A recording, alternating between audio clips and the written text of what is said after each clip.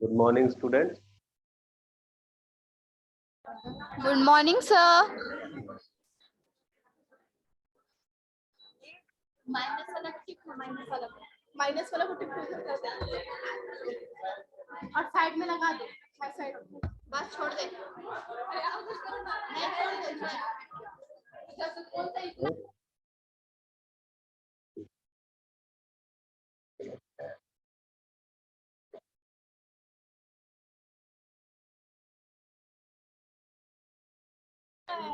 Good morning, sir. चलिए, good morning.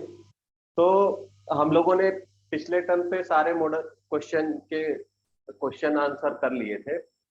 आज हम लोग पहले चैप्टर पढ़ रहे थे, यानी जैव प्रक्रम लाइफ प्रोसेस, ठीक है, उसी में कुछ चीजें हमने पढ़ी थी, बहुत सारी चीजें नहीं पढ़ी थी। यानी कि हम लोगों ने न्यूट्रिशन पढ़ा था, न्यूट्रिशन के आगे नहीं पढ़ा था। न्यूट्रिशन में तो सब कुछ पढ़ लिया था कि ऑटोट्रॉफिक होते हैं, ठीक है, हेट्रोट्रॉफिक होते हैं, सेप्रोफिटिक होते हैं, ठीक है, मतलब विषमपोषी, समपोषी, मृतजीवी, परजीवी, ये सारी चीजें हमने पढ़ ली थी। दूसरा फोटोसिंथेसिस यानी प्रकाश संश्लेषण या ट्रांसपायरेशन, बाष्पोत्सर्जन, ये सारी चीजें कैसे होती हैं ये भी पढ़ लिया था।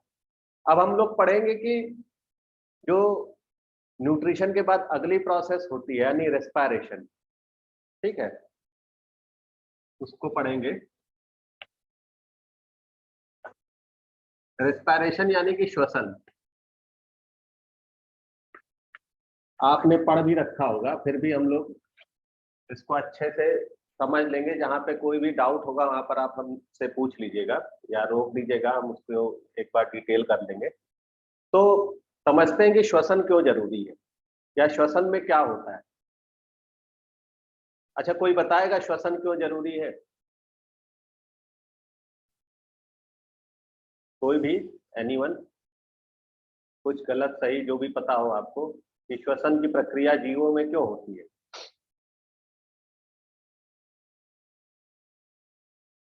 कोई? चलिए, कोई बात नहीं। देखिए, भोजन आखिर हम क्यों ले रहे हैं? तो भोजन इसलिए ले रहे हैं कि भोजन से हमें ऊर्जा मिलती है, ठीक है। तो भोजन में क्या है? प्रोटीन है, कार्बोहाइड्रेट है, वसा है। इनको तोड़ा जाता है छोटे छोटे मॉलिक्यूल में, मतलब जटिल अणुओं को सरल अणुओं में तोड़ा जाता है, ठीक है। अब ये सरल अणु जो है वो अवशोषित होते हैं और अवशोषित होने के बाद उनको कहीं संचय किया जाता है, यानी स्टोर किया जाता है मसल्स में या लीवर में, ठीक है। और जब उनकी जरूरत होती है, यानी कि जब हमें ऊर्जा की जरूरत होती है, तो उनको तोड़ के ऊर्जा का निर्माण किया जाता है, ठीक है। तो भोजन लेने का पर्पस यही है कि ऊर्जा मिलना। अब ऊर्जा कैसे मिलती है? तो ऊर्जा हमें श्वसन के द्वारा ही मिलती है, ठीक है। कैसे? कि जो भी भोजन आया, यानी कि भोजन में क्या है? कार्बोहाइड्रेट है, ठीक है, वसा है और प्रोटीन है। ये क्या होंगे? छोटे मॉलिक्यूल में टूटेंगे, फॉर एग्जांपल ग्लूकोज में टूटे, ठीक है।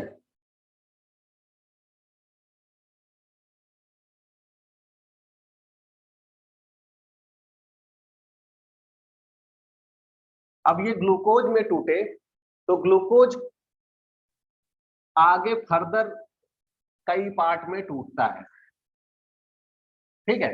ये किस में टूटता है? साइटोप्लाज्म में। साइटोप्लाज्म का मतलब क्या हुआ? जो कि द्रव्य है सेल के अंदर का, उसमें। अब साइटोप्लाज्म में जो ग्लूकोज है वो टूटता है पायरुवेट में,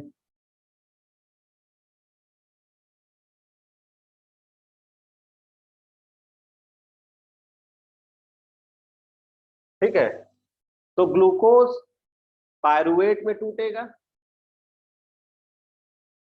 कुछ जीवों में ग्लूकोज जो है एथेनॉल में टूटता है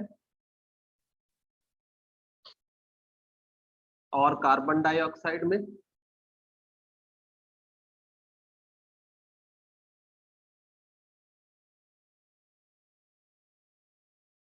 और यही पायरुवेट कुछ में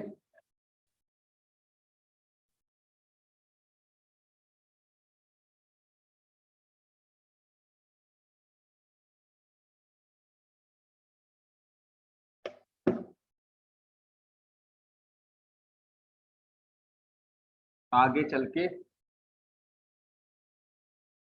लैक्टिक एसिड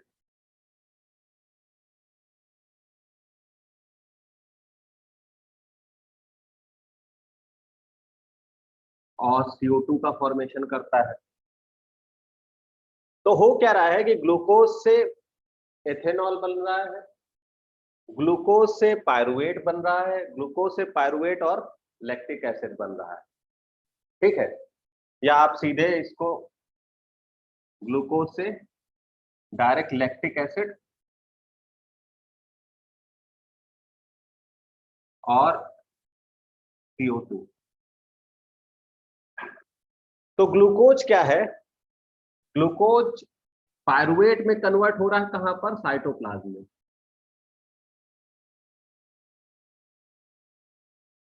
साइटोप्लाज्म का मतलब कोशिका द्रव्य में।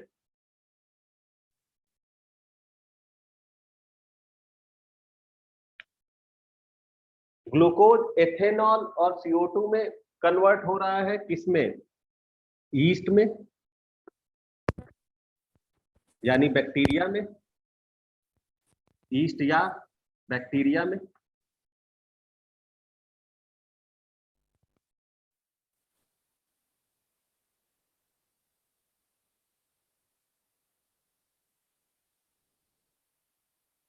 तो अगर ग्लूकोज एथेनॉल या फिर CO2 में कन्वर्ट हो रहा है, तो इस प्रक्रिया को क्या कहेंगे? इस प्रक्रिया को कहेंगे फर्मेंटेशन। क्या कहेंगे? फर्मेंटेशन, या फिर इसको हिंदी में किण्वन कहते हैं। सर प्लेन नहीं दिख रहा है। क्या नहीं दिख रहा है? इतना बड़ा बड़ा तो दिख रहा है। देखिए, ग्लूकोज से अगर एथेनॉल और CO2 बन रहा है तो इस प्रक्रिया को कहेंगे फर्मेंटेशन या किण्वन, जो कि बैक्टीरिया और यीस्ट में होता है। ठीक है, और ये कैसी प्रोसेस है? ये एनएरोबिक प्रोसेस है।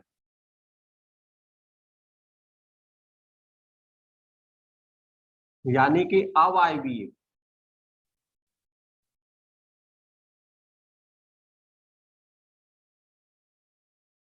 या इसको ऐसे लिख देते हैं यहीं पर,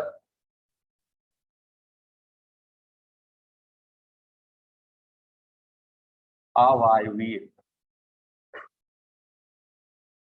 तो अवायवीय श्वसन यानी कि जिसमें क्या होता है? जिसमें ऑक्सीजन अब्सेंट होता है, या जो ऑक्सीजन की अनुपस्थिति में होता है, उसको क्या कहते हैं? अवायवीय श्वसन।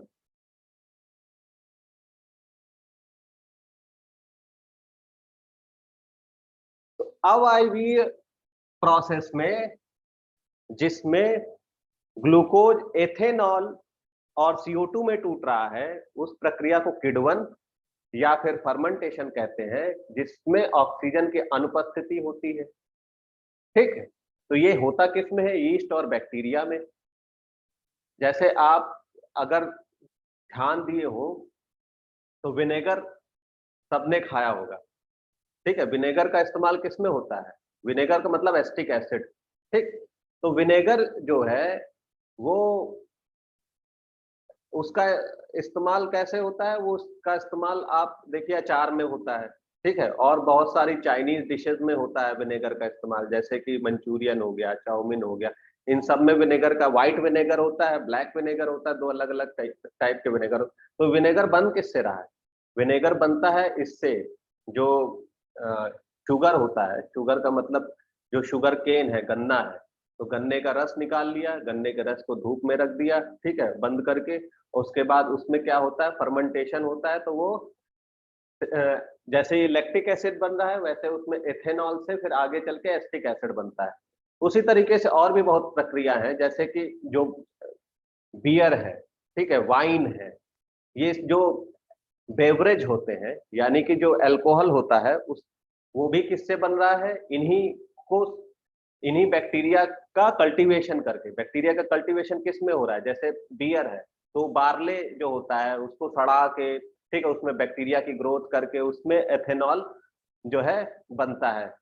तो ये सारी प्रक्रिया वो इंडस्ट्रियल यूज के लिए किया जाता है, यानी कि बैक्टीरिया और यीस्ट को, जैसे यीस्ट है, यीस्ट क्या बना रहा है, यीस्ट से ब्रेड बन रहा है, तो ब्रेड भी जो है वो फर्मेंटेशन प्रक्रिया से बन रही है, या जो भी बेकरी प्रोडक्ट्स है वो भी फर्मेंटेशन प्रक्रिया से ही यीस्ट का उपयोग करके बनाए जाते हैं। तो इंडस्ट्रियल प्रोसेस में इनका बहुत उपयोग है, यानी फर्मेंटेशन, यानी इन बैक्टीरिया का, जो कि यूजफुल बैक्टीरिया है, जो कि फूड प्रोवाइड कर रहे हैं हमें, ठीक है, उनको भी फूड मिल रहा है और हमें भी फूड मिल रहा है। तो उनका फूड या उनको एनर्जी कैसे मिल रही है, इसी फर्मेंटेशन प्रक्रिया से, एथेनॉल, CO2 और प्लस उनको धुंधला रहे, क्या हुआ, धुंधला रहे। धुंधला बेटा वो नेटवर्क प्रॉब्लम होगा, यहाँ से सारी चीजें क्लियर है, ठीक है, अभी सही हो जाएगा। तो कहने का मतलब ये है कि एनएरोबिक प्रक्रिया द्वारा ही बैक्टीरिया और यीस्ट फर्मेंटेशन द्वारा एथेनॉल और CO2 का निर्माण करते हैं, और ये एथेनॉल हम लोग इंडस्ट्रियल यूज में करते हैं। इंडस्ट्रियल यूज का मतलब ये है कि जो बेकरी प्रोडक्ट्स हैं, बेवरेज हैं, ठीक है, जो ड्रिंक्स हैं, वो सब बनाई जा रही हैं इन्हीं प्रक्रिया द्वारा। अब दूसरी प्रक्रिया समझते हैं, जो ग्लूकोज से पायरुवेट बनता है। देखिए 6 कार्बन ग्लूकोज है, ठीक है, 6 कार्बन का मतलब इसमें 6 कार्बन होते हैं। ये 6 कार्बन ग्लूकोज 3 कार्बन पायरुवेट में कन्वर्ट होता है। ये भी प्रक्रिया एनएरोबिक है, यानी कि ये भी अवायवीय प्रक्रिया है। और ग्लूकोज का पायरुवेट में टूटना ये कहलाता है ग्लाइकोलिसिस। ये हमने जब मॉडल क्वेश्चन पढ़ाया था आपको, तब भी बताया था कि जब ग्लूकोज जो है वो पायरुवेट में टूटता है तो इस प्रक्रिया को कहते हैं ग्लाइकोलिसिस। ग्लूकोज पायरुवेट में टूटेगा तो इस प्रक्रिया को कहेंगे ग्लाइकोलिसिस।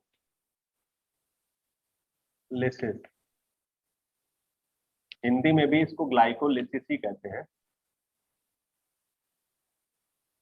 ठीक है। ग्लाइकोलिसिस इसलिए कहते हैं, ग्लाइको का मतलब होता है ग्लूकोज और लाइसिस का मतलब होता है टूटना। तो ग्लूकोज का टूटना क्या कहलाएगा, ग्लाइकोलिसिस। और इसमें टोटल जो है वो 4 ATP बनते हैं, जिसमें 2 ATP जो है वो यूज हो जाते हैं, 2 ATP यूज होते हैं और 4 ATP बनते हैं। इसलिए टोटल नेट ATP जो मिलता है वो 2 ATP मिलता है, ठीक है। 2 यूज हो गए और 4 मिले, तो 2 यूज हो गए, वो माइनस हो गए 2 से, तो बचे कितने, 2। तो 2 ATP जो है वो इसमें प्राप्त होते हैं, यानी कि ऊर्जा मिलती है इस प्रोसेस से भी, ग्लूकोज से पायरुवेट बनने से भी ऊर्जा मिलती है। ATP क्या है, ATP जो है वो एनर्जी करेंसी है। जैसे कि आप बिना करेंसी के कोई भी चीज यूज नहीं कर सकते हो, ठीक है। आपको अपने घर से अगर स्कूल तक भी आना है तो जिसके पास साइकिल है या कोई और साधन है वो तो आ जाएगा, लेकिन जिसके पास ये साधन नहीं है तो वो क्या करेगा, वो रिक्शा लेगा, ठीक है, या ऑटो लेगा या कुछ और लेगा जो है, और उससे फिर वो आएगा। तो आने का मतलब है कि उसको वो पैसा देगा, तब वो वहां से वहां पहुंच सकता है। तो कोई भी मूवमेंट के लिए हमें चाहिए क्या, ऊर्जा। और ऊर्जा हमारे में किस रूप में होती, ATP के रूप में। ATP क्या है, adenosine triphosphate. ATP is a adenosine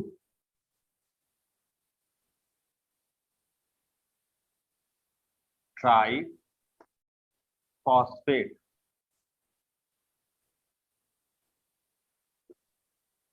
Hindi में भी इसको एडिनोसिन ट्राइफॉस्फेट।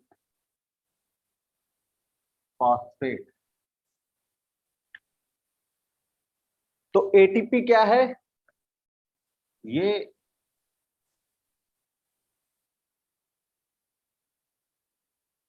ऊर्जा की करेंसी है। या एनर्जी करेंसी जिसे कहेंगे।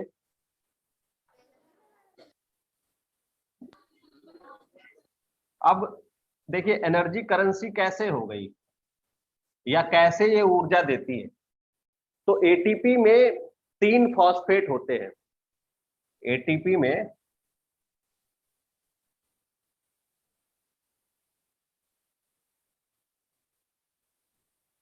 इसमें क्या होते हैं, 3 फॉस्फेट होते हैं, 1 2 और 3। ठीक है, अल्फा बीटा गामा ये 3 फॉस्फेट है। और ये जब तीनों फॉस्फेट एक एक करके टूटते हैं तो इनसे ऊर्जा मिलती है। ये जो बॉन्ड है जब ये टूटेंगे तो इनसे क्या मिलेगी, ऊर्जा मिलेगी। ठीक है, तो इसीलिए एडिनोसिन ट्राइफॉस्फेट क्या है, एनर्जी करेंसी है, क्योंकि ये ऊर्जा देते हैं। ऊर्जा कैसे मिलती है, जब फॉस्फेट बॉन्ड टूटते हैं तो उनसे ऊर्जा मिलती है। ठीक है, आपने केमिस्ट्री में पढ़ाई होगा कि बॉन्ड निर्माण और बॉन्ड मतलब बॉन्ड फॉर्मेशन और बॉन्ड ब्रेकडाउन में ऊर्जा लगती है। निर्माण में ऊर्जा दी जाती है और टूटने में ऊर्जा मिलती है। तो फॉस्फेट बॉन्ड जो है वो ज्यादा हाई एनर्जी बॉन्ड होते हैं, इसलिए उनसे हाई एनर्जी निकलती है। ठीक है, तो इनसे ऊर्जा मिलती है। तो ग्लूकोज का पायरुवेट में टूटने से 2 एटीपी का नेट वो लाभ होता है, यानी कि 2 एटीपी मिलते हैं। ठीक है, और इस प्रक्रिया को ग्लाइकोलिसिस कहते हैं। और ये प्रक्रिया कहाँ होती है, सेल के साइटोप्लाज्म में होती है। क्योंकि ये सेल के अंदर हो रही है और इनसे ऊर्जा मिल रही है, तो ये क्या कहलाता है, ये प्रक्रिया कहलाती है सेलुलर रेस्पिरेशन, यानी कि कोशिकीय श्वसन। ठीक है, श्वसन भी क्या है, 2 तरीके का होता है। एक फिजिकल श्वसन होता है, ठीक है, जिसको ब्रीथिंग कहते हैं, यानी कि हम सांस लेते हैं और सांस बाहर निकालते हैं, तो फिजिकल रेस्पिरेशन हो गया। ठीक है, जिसमें मसल्स इन्वॉल्व हो जाएंगी, यानी पेशियां हो जाएंगी। ठीक है, पसलियां इन्वॉल्व हो जाएंगी, डायाफ्राम है ये इन्वॉल्व होगा, वो भी हम बताएंगे। लेकिन पहले बात कर रहे हैं हम कोशिकीय श्वसन की, यानी कि सेलुलर रेस्पिरेशन की। तो सेलुलर रेस्पिरेशन में क्या हो रहा है कि जो भी भोजन मिला, भोजन में क्या मिला, हमें ग्लूकोज मिला। ग्लूकोज पायरुवेट में टूटा और पायरुवेट में टूटने से ऊर्जा मिली। इस प्रक्रिया को कहेंगे ग्लाइकोलिसिस, और ये कहाँ होती है, साइटोप्लाज्म में। तो ध्यान क्या रखना है, ग्लूकोज का पायरुवेट में टूटना ये अवायवीय श्वसन है, यानी कि एरोबिक रेस्पिरेशन है, और ये साइटोप्लाज्म में होती है। ठीक है, तो ये बात हो गई यूकैरियोट में। एक ह्यूमन में ही एक और एक्टिविटी होती है, जब हम बहुत ज्यादा एक्सरसाइज करते हैं या हैवी एक्सरसाइज करते हैं या वेट लिफ्टिंग करते हैं, ठीक है, तो क्या होता है कि ऑक्सीजन का लॉस हो जाता है। ठीक है, मतलब कि जो आप ऑक्सीजन ले रहे हैं, जब आप हैवी एक्सरसाइज या रनिंग करते हैं तो आपको प्रॉपर ऑक्सीजन नहीं मिल पाती। ठीक है, तो जब प्रॉपर ऑक्सीजन नहीं मिल पाती है तो ग्लूकोज से लैक्टिक एसिड बन जाता है मसल्स में। ठीक है, तो ग्लूकोज से लैक्टिक एसिड का बनना ये मसल्स में एक प्रोसेस होती है। और ये क्यों होती है, क्योंकि ये भी ऑक्सीजन की कमी से होती है। तो ये भी प्रक्रिया अवायवीय है। क्या है, ये भी अवायवीय है। क्यों, हैवी एक्सरसाइज कर रहे हैं, ठीक है, लगातार रनिंग कर रहे हैं, तो जो ऑक्सीजन की क्वांटिटी है, क्योंकि ऑक्सीजन मैक्सिमम यूटिलाइज हो गई, ऑक्सीजन जो है वो यूज हो गई एनर्जी बनाने में, और पूरी ऑक्सीजन जितनी मिलनी चाहिए उतनी मिल नहीं पा रही, क्योंकि हम लगातार रनिंग कर रहे हैं या लगातार जो है हम वेट उठा रहे हैं। तो फिर क्या होता है कि जब ऑक्सीजन नहीं बचता है मसल्स में, तो वो ग्लूकोज से पायरुवेट नहीं बनता है, फिर ग्लूकोज से लैक्टिक एसिड बन जाता है। ठीक है, जिसके कारण क्या होता है, मसल क्रैम्प हो जाता है।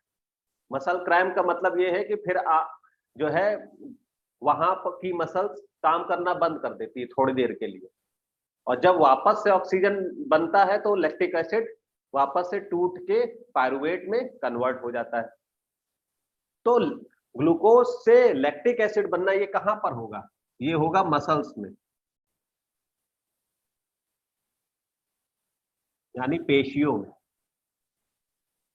तो पेशियों में जब ऑक्सीजन अब्सेंट होता है, ऑक्सीजन की कमी हो जाती है, तो ग्लूकोज लैक्टिक एसिड में कन्वर्ट हो जाता है। वरना क्या होता, वो पायरुवेट में कन्वर्ट होता, पायरुवेट के बाद CO2 और फॉस्फेट में कन्वर्ट हो जाता है, ठीक है। लेकिन ऑक्सीजन नहीं है तो वो लैक्टिक एसिड में कन्वर्ट हुआ, तो क्या हुआ, मसल क्रैम्प हो गए।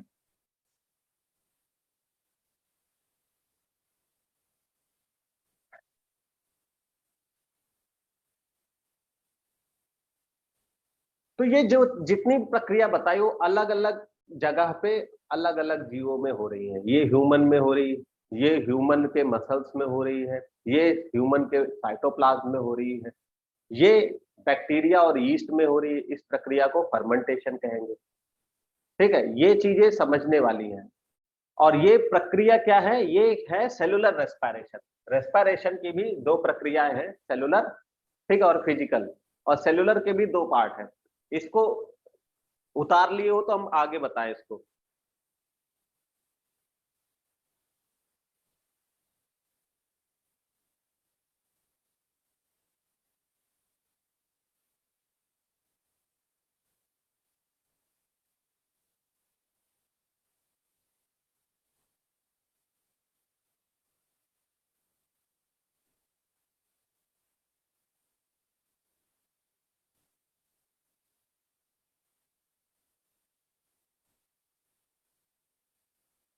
तो श्वसन जो है वो मेनली दो प्रकार का है। एक सेलुलर रेस्पिरेशन,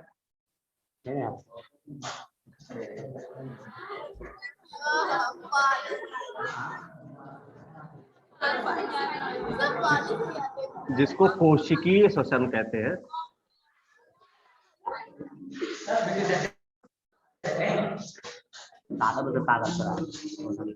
और एक होता है फिजिकल रेस्पिरेशन।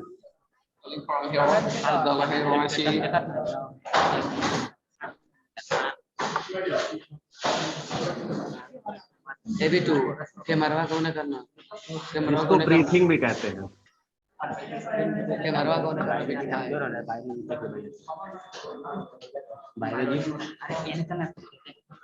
आवाज नहीं, देखिए सेलुलर रेस्पिरेशन में हमने बताया आपको कि इसमें दो तरीके की प्रक्रिया है, एक वायवीय और एक अवायवीय। तो अवायवीय हमने अभी समझा,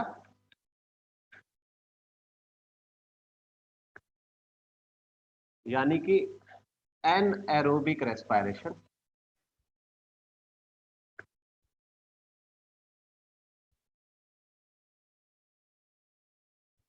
इसका मतलब होता है ऑक्सीजन वो अनुपस्थित है।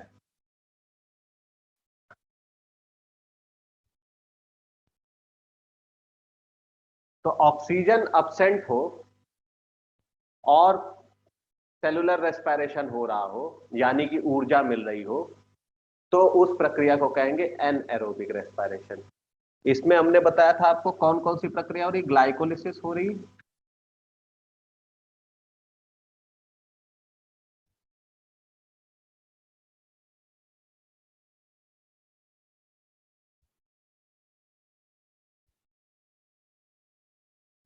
ठीक है। दूसरी प्रक्रिया हमने बताई फर्मेंटेशन,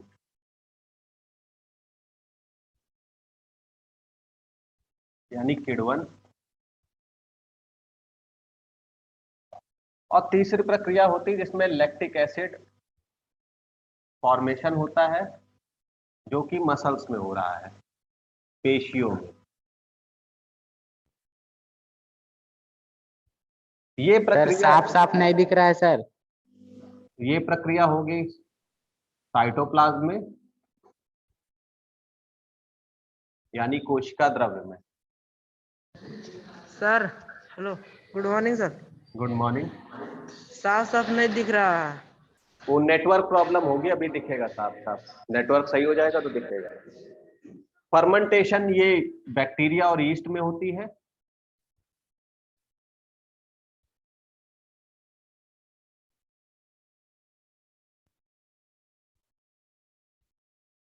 सर वायवीय श्वसन हम बताएं।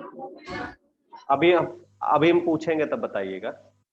और ये पेशियों में हो रही है जब हम ज्यादा हैवी एक्सरसाइज करते हैं। तो ये तीनों प्रक्रिया एनएरोबिक रेस्पिरेशन है और इसमें भी ऊर्जा मिलती है। ओवरऑल इसमें भी क्या मिलता है, एटीपी का फॉर्मेशन होता है, यानी ऊर्जा मिलती है।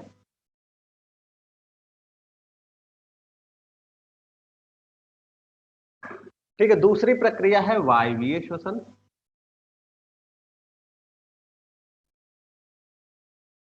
जिसको कहेंगे एरोबिक रेस्पिरेशन।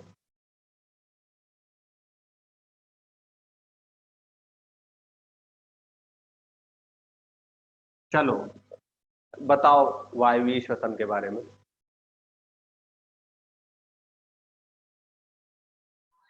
वायवीय श्वसन में ऑक्सीजन कितनी होती है?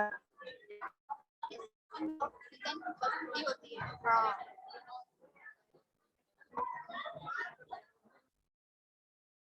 और कोई बताना चाहेगा? चीज का वायवीय है। ऑक्सीजन की उपस्थिति में होने वाली ऑक्सीजन क्रिया को वायवीय श्वसन कहते हैं। सर वायवीय श्वसन में ऑक्सीजन की उपस्थिति होती है और ग्लूकोज के पूर्ण विखंडन से कार्बन डाइऑक्साइड और H2O ऊर्जा बनती है। ठीक है, अभी भी एक चीज मिस हो रही है।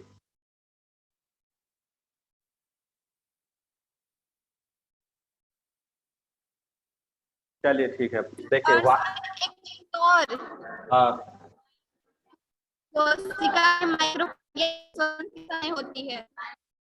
क्या चीज?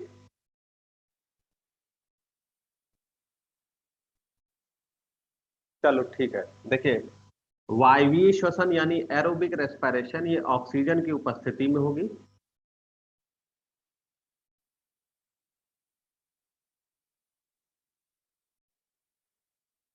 अब जो ऑक्सीजन आया वो क्या करता है,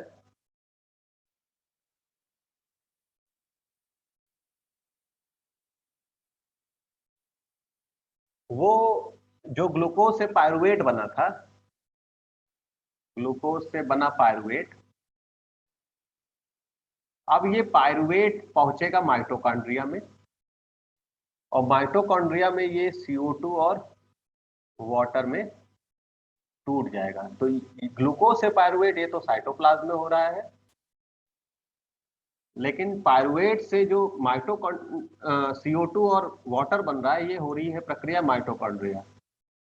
तो वायवीय श्वसन जो कि ऑक्सीजन की उपस्थिति में होती है, जिसमें हाई एनर्जी बनती है, ज्यादा एनर्जी, टोटल 36 एटीपी या 38 एटीपी बनते हैं। ठीक है, 36 इसलिए बनते हैं कि 2 एटीपी का लॉस हो जाता है, तो टोटल 36 और मतलब नेट 36 वरना 38 एटीपी बनते हैं। तो पायरुवेट जो है वो CO2 और वाटर में कन्वर्ट होता है, किसमें, माइटोकॉन्ड्रिया में। ठीक है, इस प्रक्रिया को क्या कहते हैं, पायरुवेट से CO2 और वाटर बनना, इसको कहते हैं, कोई बताएगा क्या कहते हैं?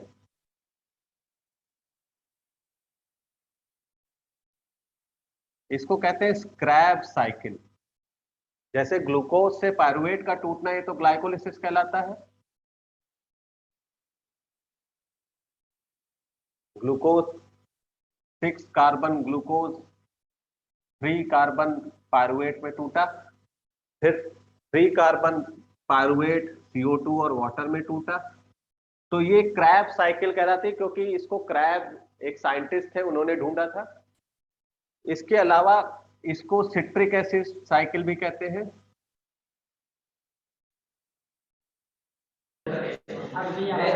Good morning sir. Good morning. साफ साफ नहीं दिखाई दे रहा सर।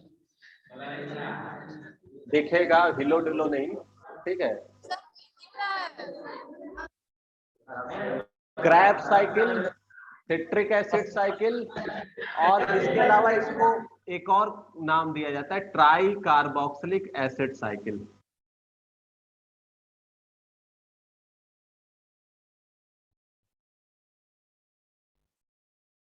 क्योंकि इसमें जो फर्स्ट स्टेबल प्रोडक्ट बनता है वो 3 कार्बोक्सिलिक एसिड रखता है, यानी 3 मॉलिक्यूल ऑफ COOH।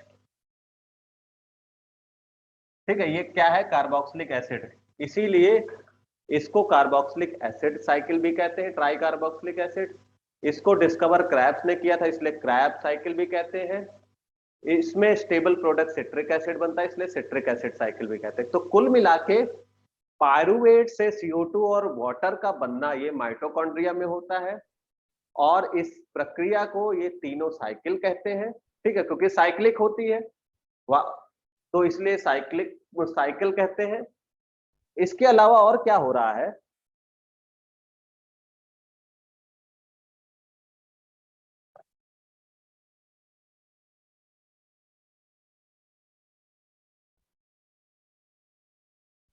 मेन क्या हो रहा है? मेन समझना ये है कि पायरुवेट से CO2 और वाटर बन रहा है, और कहां बन रहा है? माइटोकॉन्ड्रिया में बन रहा है। टोटल एक ग्लूकोज से CO2 और वाटर का टूटना, ये टोटल नेट जो है वो 38 ATP बनता है, जिसमें 2 ATP का ग्लाइकोलिसिस में लॉस हो जाता है। तो नेट ATP जो बनते हैं या मिलते हैं वो 36 ATP मिलते हैं। अब ये समझते हैं कि ये जो ऑक्सीजन है ये आ कैसे रही है। हमें ये पता चल गया कि वायवीय श्वसन अवायवीय श्वसन कैसे एक दूसरे से अलग है, क्योंकि अवायवीय में ऑक्सीजन नहीं मिलता है, वायवीय में ऑक्सीजन की उपस्थिति में सारी प्रक्रिया होती है। दोनों प्रक्रिया का काम क्या है? दोनों प्रक्रिया का काम है ऊर्जा का निर्माण करना, यानी ATP का निर्माण करना। ठीक है, वायवीय श्वसन माइटोकॉन्ड्रिया में होता है, और अवायवीय श्वसन साइटोप्लाज्म में यानी कोशिका द्रव्य में होता है। ठीक है, अब हम समझते हैं कि रेस्पिरेशन जो है, यानी सेलुलर रेस्पिरेशन में जो ऊर्जा मिल रही है ऑक्सीजन की उपस्थिति में, तो ऑक्सीजन आ कैसे रहा और साफ साफ नहीं दिख रहा है। है? अभी दिखेगा साफ साफ। सर साफ साफ नहीं देखा था। हाँ, सुनाई दे गया। वो नेटवर्क प्रॉब्लम है, अभी दिखेगा। अभी जब नेटवर्क सही हो जाएगा तो दिखेगा। तो हम बता रहे थे कि एक तो था सेलुलर रेस्पिरेशन, दूसरा प्रक्रिया क्या थी? ब्रीथिंग, यानी सांस लेना, ब्रीथ लेना, फिजिकल रेस्पिरेशन। देखिए, अलग अलग जीव अलग अलग तरीके से ब्रीथ करते हैं, कुछ में ब्रीथिंग होती, कुछ में नहीं होती। फॉर एग्जाम्पल, अगर हम प्लांट की बात करें तो प्लांट यानी पेड़ पौधे ये ऑक्सीजन कैसे लेते हैं? ये सांस तो लेते नहीं है। फिर क्या हो रहा है? इनमें होते क्या है? इनमें स्टोमेटा होते हैं। क्या होते हैं? स्टोमेटा होते हैं, यानी रंध्र होते हैं, और स्टोमेटा से ही गैस का एक्सचेंज होता है। गैस का एक्सचेंज का मतलब CO2 जो है वो अगर ज्यादा मात्रा में है तो वो बाहर चला जाएगा और ऑक्सीजन अंदर चला जाएगा। डिपेंड करता है ये एटमॉस्फेयर पे और बॉडी के अंदर जो CO2 और ऑक्सीजन है। तो ऑक्सीजन अगर देखिए, जब भी प्रोसेस कोई भी होगी या गैसेस का एक्सचेंज होगा तो higher concentration to lower concentration होगा। अगर ऑक्सीजन अंदर ज्यादा है बॉडी के या प्लांट के या टिश्यू में ज्यादा है तो ऑक्सीजन बाहर चला जाएगा, और अगर वो एटमॉस्फेयर में ज्यादा है और बॉडी में कम है या स्टोमेटा में कम है तो फिर वो अंदर चला जाएगा। ठीक है, यानी हाई ऑक्सीजन लो की तरफ जाएगा। तो इस तरीके से हमेशा मूवमेंट होगा। तो अगर स्टोमेटा के पास ऑक्सीजन कंटेंट ज्यादा है, ठीक है, तो यहां से ऑक्सीजन यहां चला जाएगा, और अगर एटमॉस्फेयर में ऑक्सीजन कंटेंट ज्यादा है तो वो यहां से यहां चला जाएगा। ठीक है, तो ये डिपेंड करता है कंसंट्रेशन ग्रेडियंट पे। जिसका कंसंट्रेशन जहां होगा उसी तरीके से वो जो है रिस्पॉन्स करेगा। तो स्टोमेटा में ही CO2 और ऑक्सीजन का एक्सचेंज होता है। तो पेड़ पौधों का तो तरीका पता चल गया। कि पेड़ पौधों में रंध्र जो है वो होते हैं पत्तियों में, और वही जो है गैसेस का एक्सचेंज करते हैं। ठीक है, जैसे आपको पता है कि फोटोसिंथेसिस की प्रोसेस होती है दोपहर में और रेस्पिरेशन की प्रोसेस होती है नाइट में। ठीक है, तो फोटोसिंथेसिस में क्या होगा, ऑक्सीजन का निर्माण होगा और ऑक्सीजन बाहर जाएगा। ठीक, जब रेस्पिरेशन होगा तो CO2 का निर्माण होगा और CO2 बाहर जाएगा। तो जब CO2 बाहर जाएगा तो ऑक्सीजन अंदर आएगा, और जब ऑक्सीजन बाहर जाएगा तो CO2 अंदर आएगा। तो दोनों जो है एक दूसरे के अपोजिट प्रोसेस है। मेन क्या पता करना था कि पेड़ पौधों में स्टोमेटा से गैसेस का एक्सचेंज होता है। अब जीवों में कैसे होता है? जो जीव है, जैसे मान लीजिए कि अमीबा है, तो अमीबा में कैसे होगा? अमीबा में तो कोई जो है लंग्स है नहीं, ना फिर उसके पास नाक है यानी नोज, नॉस्ट्रिल, तो फिर उनमें गैसेस का एक्सचेंज कैसे होगा? उनमें गैसेस का एक्सचेंज जो है वो सरफेस से होता है। इनकी जो सरफेस होती है वो परमिएबल होती है ऑक्सीजन, CO2 और लिक्विड से। तो बाय डिफ्यूजन, डिफ्यूजन जिसको विसरण कहते हैं, उस प्रोसेस से ऑक्सीजन अंदर आती है और CO2 बाहर जाती है। ये भी डिपेंड करेगा किस पे, कि अगर CO2 अंदर ज्यादा है तो बाहर चला जाएगा, ऑक्सीजन बाहर ज्यादा है तो वो अंदर चला जाएगा। ठीक है, और ये जो CO2 और ऑक्सीजन है ये किसमें होता है? ये जिसमें ये रह रहा है अमीबा, अमीबा के कहाँ रहता है? फ्रेश वाटर में रहता है। फ्रेश वाटर का मतलब जैसे रिवर हो गया, नदी हो गए, नाले हो गए, तालाब हो गए, उनमें रहता है। समुद्र में तो रहता नहीं है। ठीक है, तो ये जो ऑक्सीजन है ये जल में घुली रहती है, और जल में घुली हुई ऑक्सीजन ये लोग यूज करते हैं। इसी तरीके से और भी जीव है जो जल में रहते हैं, जैसे जेली फिश है, वो भी जल में रहती है, फिश है वो भी जल में रहती है। तो उनमें कैसे होता है? तो फिश में क्या होता है, फिश यानी मछली, तो फिश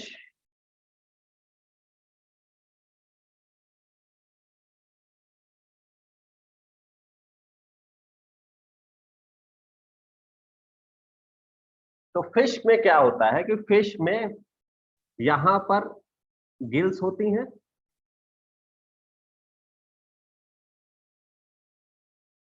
रुक रुक के आ रहा है सर वीडियो, नेटवर्क प्रॉब्लम। वो नेटवर्क प्रॉब्लम है, वो नेटवर्क जब सही होगा तो अपने आप सही हो जाएगा। तो फिश में क्या होती है? यहाँ पर गिल्स होती हैं,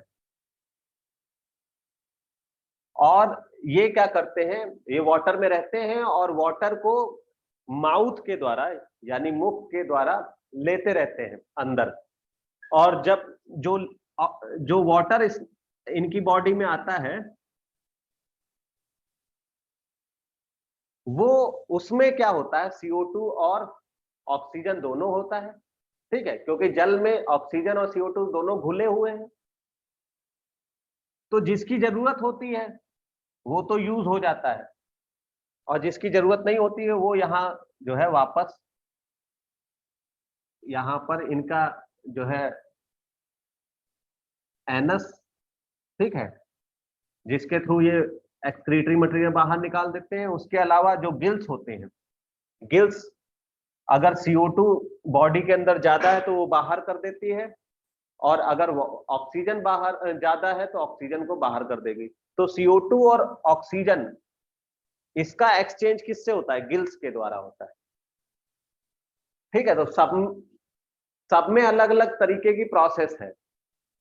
जो पानी में रहते हैं, जिनमें लंग्स नहीं पाए जाते, उनमें क्या होते हैं? गिल्स होते हैं, जो कि रेस्पिरेशन का काम करते हैं। जो कि टेरेस्ट्रियल होते हैं, यानी कि जो मरुस्थलीय या फिर जो कि थल में पाए जाते हैं, जमीन पे पाए जाते हैं, उनमें क्या पाया जाता है? लंग्स पाया जाता है। ठीक है, जैसे जैसे वो हो गया, क्या कहते हैं आपके, फ्रॉग हो गए, हम हो गए, ठीक है, बर्ड्स हो गई, इनमें क्या पाया जाता है? लंग्स पाया जाता है। तो लंग्स में रेस्पिरेशन होता है। अब लंग्स में कैसे होता है?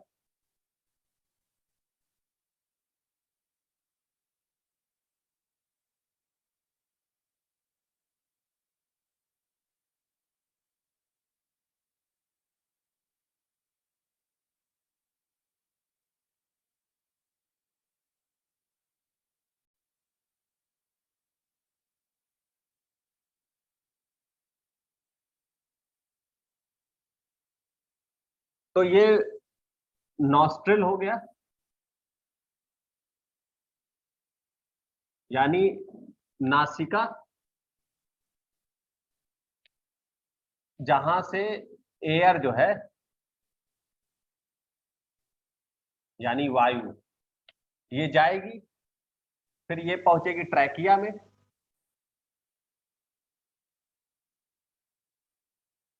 ट्रैकिया से ये पहुंचेगी ब्रोंकाई में, ब्रोंकाई फिर आगे चल के कई सारे ब्रोंकियोल में डिवाइड हो जाते हैं,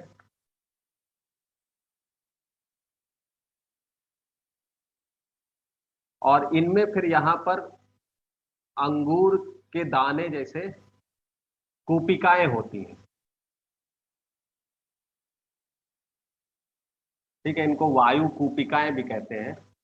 तो लंग्स ये हो गया, हिंदी में इसको फुफ्फुस भी लिखा हुआ है। ये डायाफ्राम हो गया। तो ये वायु जो है वो लंग्स, नॉस्ट्रिल से ट्रैकिया, ट्रैकिया से ब्रोंकाई, और ब्रोंकाई से फिर यहाँ एल्वियोलाई, जिसको वायु कूपिका कहेंगे। क्या होता है?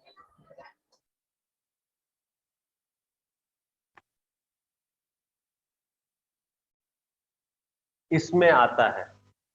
अब ये कैसे आता है? इतना आसान प्रोसेस नहीं है ये। देखिए,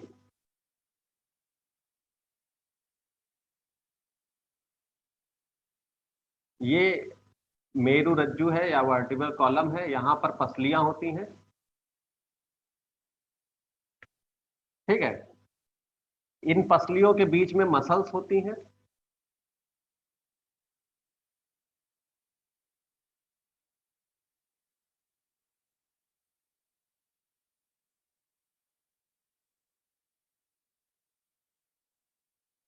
ये क्या है? पसलियां हैं,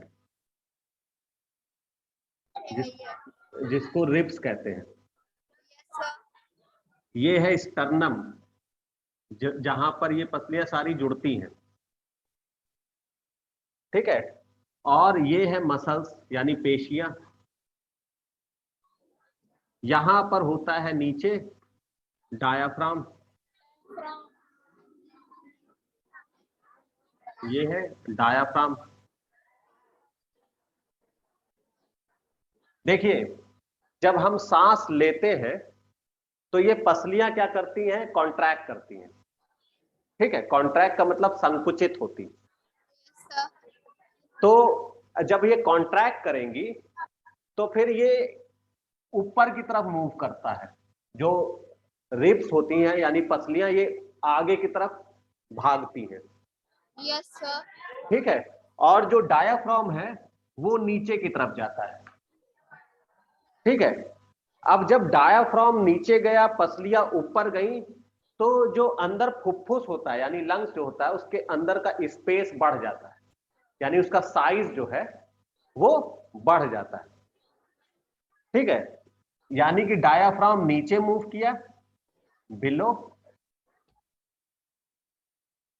पेशियां जो है वो अबव मूव करी, ऊपर। इससे अल्टीमेटली क्या हुआ? साइज जो है वो बढ़ गया। किसका साइज? लंग्स का साइज, जो थोरेसिक केज था उसका साइज बढ़ गया। अब साइज बढ़ा, फॉर एग्जांपल मान लीजिए कि क्लास एक है, ठीक है, और उस क्लास में कैपेसिटी 50 लोगों की है, हमने और वो 50 लोग भरे हुए हैं वहां पर। ठीक है, तो जब उसकी क्षमता ही 50 थी और 50 लोग भरे हुए, तो सब एकदम डूबके हुए बैठे होंगे। अब क्या किया हमने, कुछ सीटें और बढ़ा दी, ठीक है, और क्लास का साइज जो है वो और बढ़ा दिया। तो फिर क्या हुआ कि वो जो था, अब जो डूबके हुए बैठे हुए थे वो आगे की सीटों पे बैठ गए, तो स्पेस बन गया, ठीक है। तो स्पेस बन गया यानी कि प्रेशर कम हुआ। तो क्या होगा कि अंदर का जो जो प्रेशर था, इनर प्रेशर, वो अब कम हो जाएगा जब साइज बढ़ेगा, ठीक है। प्रेशर से समझिए इसको, क्योंकि ये प्रोसेस कैसी है, साइंटिफिक प्रोसेस है, कोई ऐसी नहीं कि साइज बढ़ा और वहां एयर आ गई, ठीक है, ऐसे नहीं समझेंगे इसको। कैसे समझेंगे इसको, समझेंगे कि साइज बढ़ा इसका मतलब प्रेशर कम हुआ, ठीक है। तो प्रेशर कम हुआ इसका मतलब कि एटमॉस्फेयर में प्रेशर ज्यादा था, यहां पर प्रेशर कम हुआ। इसके कारण हमेशा क्या होता है, हमने अभी बताया था कि जो गैसेस हैं वो कहां मूव करेंगे, high pressure to lower pressure. यहां पर क्या प्रेशर है, लो। यहां पर बाहर जो है कैसा प्रेशर है, हाई। तो जो एयर है वो हाई टू लो मूव कर जाएगी, यानी कि अब एयर जो है वो अंदर आ जाएगी। इस प्रोसेस को कहेंगे इनहेलेशन, यानी कि सांस को अंदर लेना, या इंस्पायरेशन।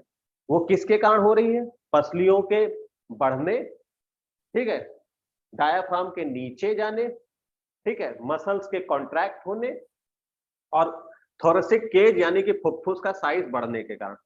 तो ये तो हो गया इनहेलेशन, यानी कि एयर अंदर आ गई। अब जब एयर अंदर आ गई तो आई कैसे, नॉस्ट्रिल, नॉस्ट्रिल से ट्रैकिया, ट्रैकिया से फिर एल्वियोलाई यानी वायु कूपिका। अब जो वायु कूपिका है, लंग्स एल्वियोलाई, यहां पर ये कैपलरी द्वारा, ब्लड कैपलरी इनको सराउंड किए होती हैं, यानी इनको घेरे हुई होती हैं, और इनकी जो लेयर है वो कम, बहुत पतली होती है। अब देखिए जो ब्लड कैपलरी है,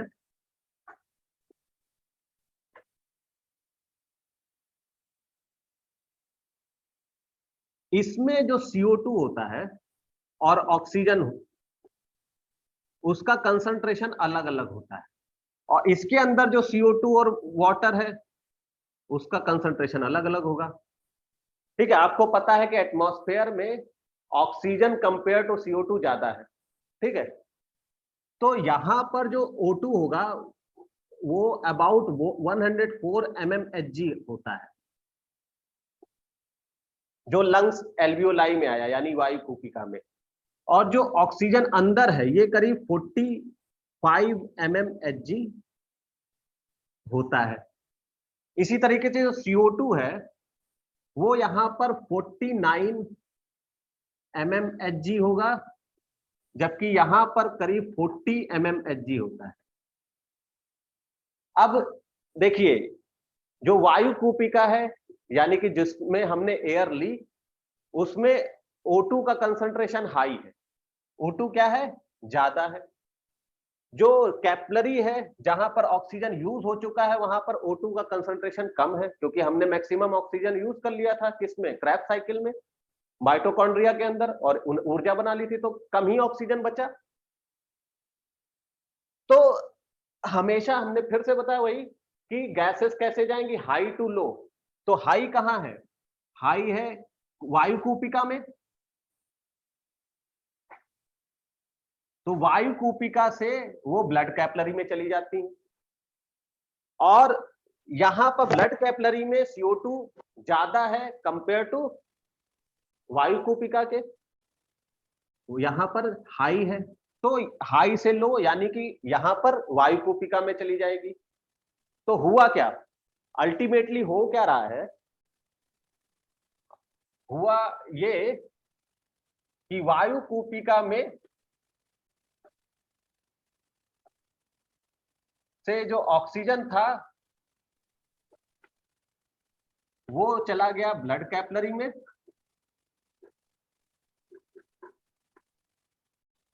और जो CO2 था यहां पर ब्लड कैपिलरी में वो चला गया वायु कूपिका में। अब जो लंग्स में एयर बची, ठीक है, यहां पर जो एयर बची वो वापस जब हम ब्रीथ करेंगे तो वापस बाहर चली जाएगी। कैसे जाएगी? अब ये वापस से देखिए, ये कॉन्ट्रैक्ट हुई थी, अब ये रिलैक्स होगी। ऐसा तो है नहीं कि हमेशा हम सांस फुलाए रहेंगे, सांस छोड़ेंगे भी। तो जब सांस छोड़ेंगे तो गैसेस बाहर जाएंगी। तो कैसे जाएंगी बाहर? ये जो डायाफ्राम है ये रिलैक्स होगा, रिलैक्स होगा तो ये ऊपर की तरफ जाएगा। पसलियां रिलैक्स होंगी तो ये वापस से नीचे की तरफ जाएंगी। तो जब ये नीचे जाएंगी तो इसका केज का साइज यानी कि जो फुफ्फुस यानी लंग्स जो है उसका साइज कम होगा, प्रेशर यहां पर ज्यादा होगा। तो जो गैस है वो हाई प्रेशर से लो प्रेशर चली जाएंगी, यानी कि लंग्स से वो वापस से नॉस्ट्रिल होते हुए बाहर चली जाएंगी।